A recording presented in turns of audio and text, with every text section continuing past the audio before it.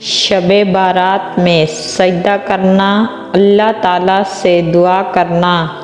حضرت عائشہ صدیقہ رضی اللہ عنہا سے بیان فرمایا گیا ہے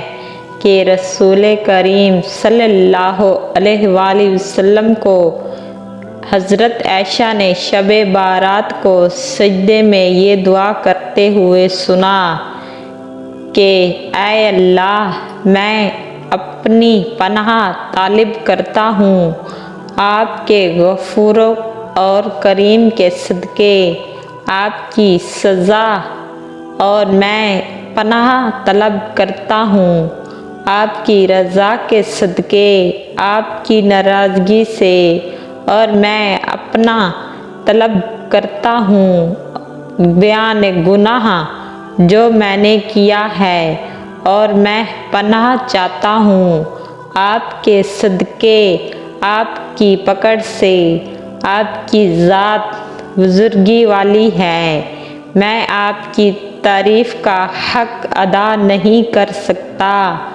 آپ تو ایسے ہی ہیں جیسے آپ نے خود اپنی تعریف کی ہے۔ یا اللہ، اے احسان فرمانے والے،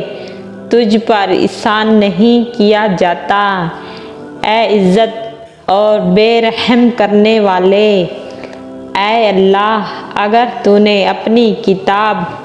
تقریر میں اپنی بدبخت ہونا یا نامراد یا مرد ہونا، یہ کہ میرے رزق کا تنگ ہونا لکھا ہے، تو اے اللہ، اپنے فضل سے میری بدبختی، میری بے محرومی، میری نامحرومی اور نامحروم مرادیں، میرے رزق کی تنگی کے فیصلے کو مٹا دے، اور اپنی کتاب میں میرے لیے نیک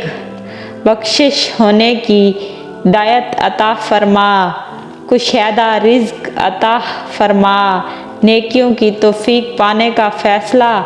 لکھ دے، کیوں نہ کہ تو نے اپنے بھیجے ہوئے نبی پر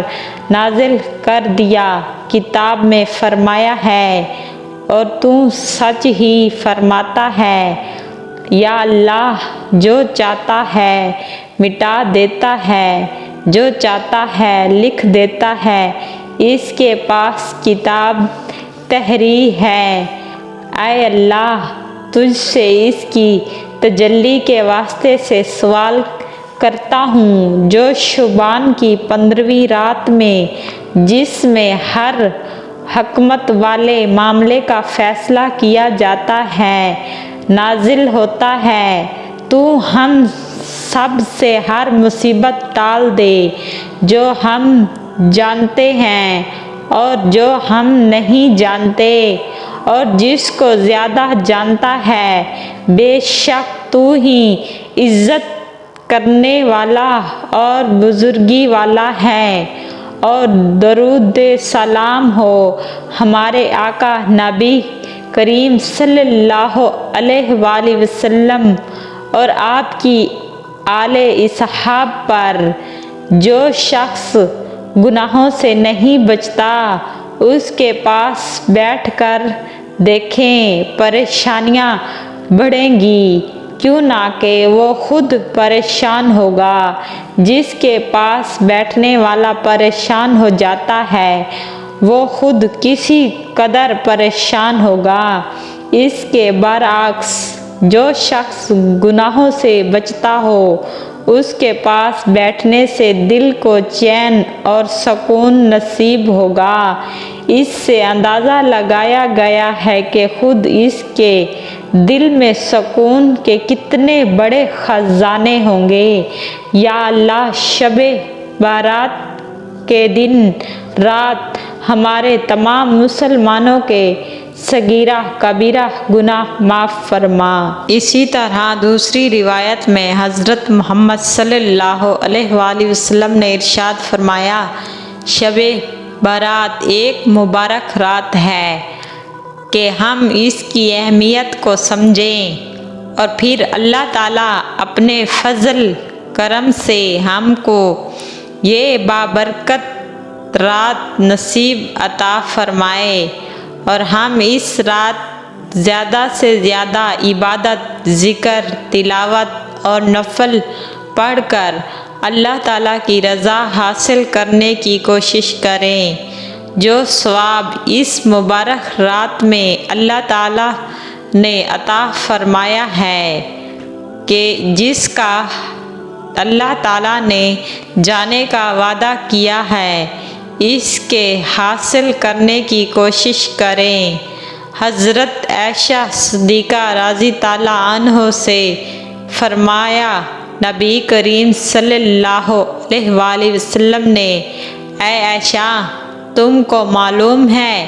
اس رات میں کیا ہوتا ہے؟ تو انہوں نے عرض کیا، آپ ہی بتائیں حضور، کیا ہوتا ہے؟ آپ صلی اللہ علیہ وآلہ وسلم نے ارشاد فرمایا، اگلے سال پیدا ہونے والے بچوں کے نام لکھ دیے جاتے ہیں اور ہر اس آدمی کا نام بھی لکھ دیا جاتا ہے جس کا اگلے سال انتقال ہونے والا ہو، اور نیز اس رات میں بندوں کے اعمال قبول کرنے کے لیے اللہ تعالیٰ کی بارگاہ میں پیش ہوتے ہیں، اور اس رات میں بندوں کا رزق نازل کیا جاتا ہے۔ اسی طرح جب شعبان کی 15ویں رات ہوتی ہے تو تم نماز میں کھڑے رہو، صبح کا روزہ رکھو،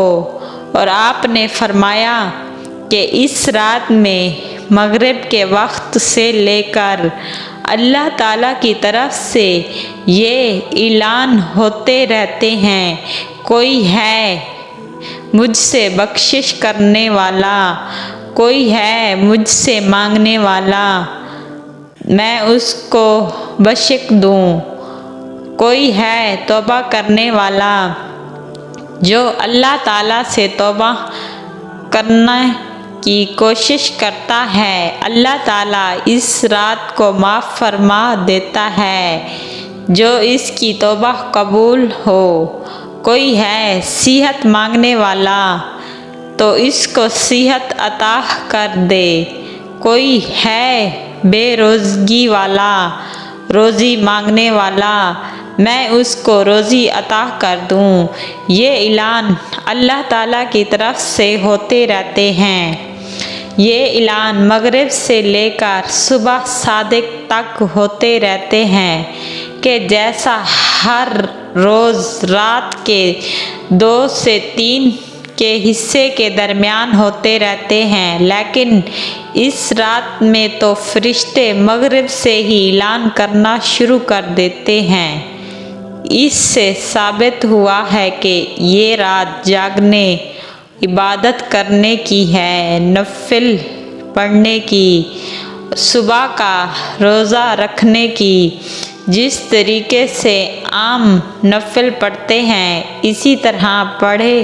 جاتے ہیں، مگر اس میں قیام، رکوع، سجدہ لمبا کریں، جتنا بھی ہو سکے۔ اللہ تعالیٰ اس رات کو تمام مسلمانوں کے گناہ معاف فرما دیتا ہے۔ اسی طرح آپ صلی اللہ علیہ وآلہ وسلم نے ارشاد فرمایا کہ مغرب سے لے کر عشاء تک مسجد میں نماز پڑھنا، جہاں اس میں آسانی سے ابو ایوب مغرب کے فرضوں کے بعد کم سے کم 6 نفل سے زیادہ پڑھ سکے گا۔ وہاں ایک فضیلت یہ بھی ہے کہ مغرب سے لے کر عشاء تک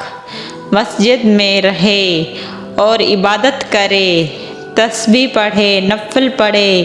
کسی سے دنیا کی بات نہ کرے۔ اسی رات اللہ پاک جنت میں ایک محل بنا دے گا، مسجد میں عبادت کرتا رہے اور عشاء کے بعد تسبیح، کلمہ یا کوئی دوسری تسبیح، استغفار، جو کوئی تسبیح پڑھ لے، گناہ سے بچے۔ اللہ تعالیٰ اس رات کو سب کے سب گناہ معاف فرما دیتا ہے۔ اور تمام مسلمانوں کو چاہیے کہ مسجد میں جب عشاء کی نماز سے فارغ ہوں تو اللہ تعالیٰ سے دعا مانگیں اور مسجد میں اپنے پیارے محبوب صلی اللہ علیہ وآلہ وسلم پر درود شریف پڑھ کر بھیجیں، یا اپنے گھر میں بیٹھ کر قرآن مجید ختم کریں۔